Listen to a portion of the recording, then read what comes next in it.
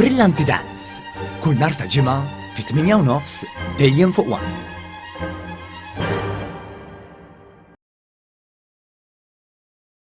Hekk kif il-kriżi tal-enerġija fir-Renju Unit qed tkompli tolli rasa, il-BBC ħabbar li kontijiet tad-dawl mistennija jerġgħu jolgħu b'mod konsiderevoli wara li se titnaqqas l-għajnuna li kienet jagħti l-Gvern.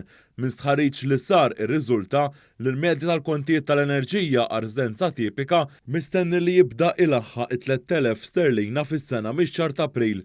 Fil-fatt il-kumpaniji tal-enerġija bdew jinformaw lill klijenti tagħhom b'dan permezz ta' ittri. Fl-istess waqt il-Gvern tar-Renju Unit qiegħed jerġa' jirrevedi l-għajnuna li qed jagħti f'dan il-qasam u dan mistenni jitfa' aktar pressjoni fuq eluf ta' familji. Sa issa il-Gvern tar-Renju Unit qiegħed jillimita l-kontijiet tal-enerġija sa 2,500 sterlina fis-sena għal kull dar, filwaqt li qed jagħti skont addizzjonali ta' 400 sterlina fix-xitwa. Madankollu din l-għajnuna kif mogħtija sa issa se tkun qed titnaqqas mill-ewwel ta' April.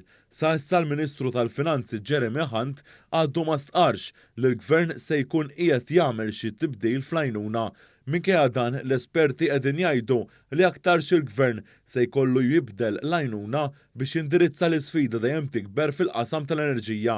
Il-BBC rrapporta li dan se jfisser li l-att ta' dawk il-familji li qegħdin isibuha diffiċli biex ħallsu l-kontijiet tagħhom se jkun qiegħed jitla' minn 6,700,000 familja għal madwar 8,400,000 familja.